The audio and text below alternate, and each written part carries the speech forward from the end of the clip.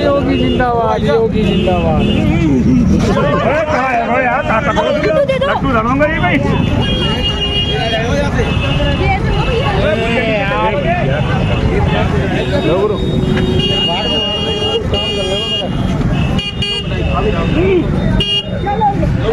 BJP मिठाई लो लो लो।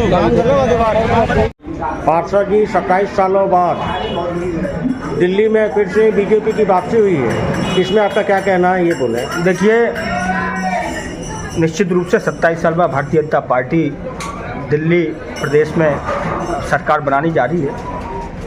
जिस आशा उम्मीद से आंदोलन के बाद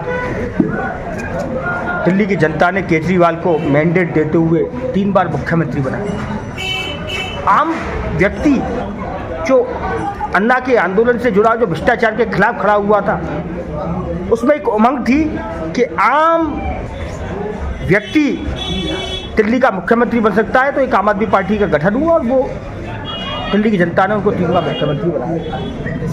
लेकिन जिस आशा उम्मीद से दिल्ली की जनता ने केजरीवाल को मुख्यमंत्री बनाया था, उस आशा उम्मीद को तोड़ना, चकनाचूर करने का काम केजरीवाल ने किया। दिल्ली की जनता से धोखा देते हुए भ्रष्टाचार में लिप्त, शीश महल बनवाने वाला केजरीवाल, जो सिक्योरिटी ना लेने की बात करता था वो केजरीवाल, जो भ्रष्टाचार मुक्त की बात करता था वो भ्रष्टाचार में लिप्त होने वाला केजरीवाल।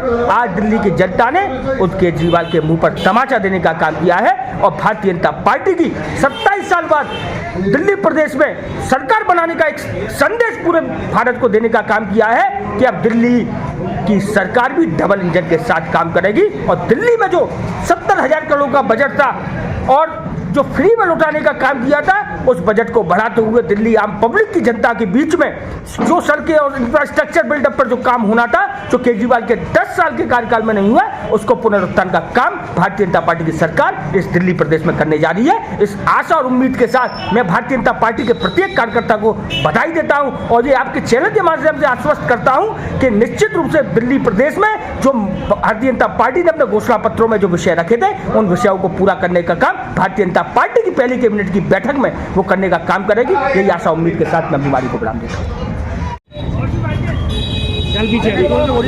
आज दिल्ली में भारतीय जनता पार्टी की भारी जीत हुई है और उत्तर प्रदेश के उपचुनाव में मिल्कीपुर में भी भारतीय जनता पार्टी को भारी जीत हुई है। देखिए, मैं आपके चैनल के माध्यम से कहना चाहता हूँ कि ये अहंकार की हार है।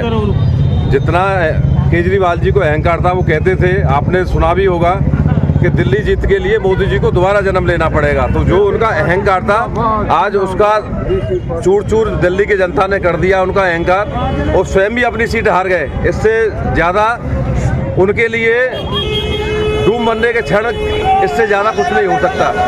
वो हमेशा झूठ बोलते हैं, झूठ की राजनीति करते हैं। दिल्ली को उन्होंने शराब के माध्यम से नशे की दुनिया में धकेल दिया। आज वास्तव में दिल्ली की जनता आज आज़ाद हुई है उनके इस प्रकोप से, जो झूठ की राजनीति करते हैं हमेशा।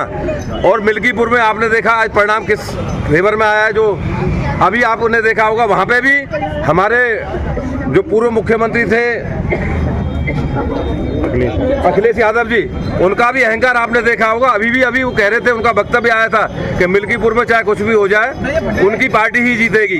तो उनको भी वहां पर पटकनी देकर भारतीय जनता पार्टी ने जीत का काम किया और उनके भी अहंकार का दमन हुआ है। तो ये इन विपक्षी पार्टियों को सोचना पड़ेगा कि आखिरकार वो कैसी राजनीति कर रहे हैं। झूठ की राजनीति अब इस देश में नहीं चलेगी। उपसभापति महोदय, 27 वर्षों बाद आज जो दिल्ली में सरकार बनी है, इससे इसका क्या प्रभाव पड़ेगा यूपी में? नहीं, यूपी क्या, आप ये बता दो पूरे देश पर, क्योंकि दिल्ली में पूरे देश का आदमी रहता है। तो दिल्ली की जीत पूरे देश की जीत है। दिल्ली आज वास्तव में भाई साहब अपने आप को, जैसे मैंने कहा, आज खुली हवा में सांस लेने जा रही है। केजरीवाल जी ने नशा की दुनिया में दिल्ली को धकेल दिया था।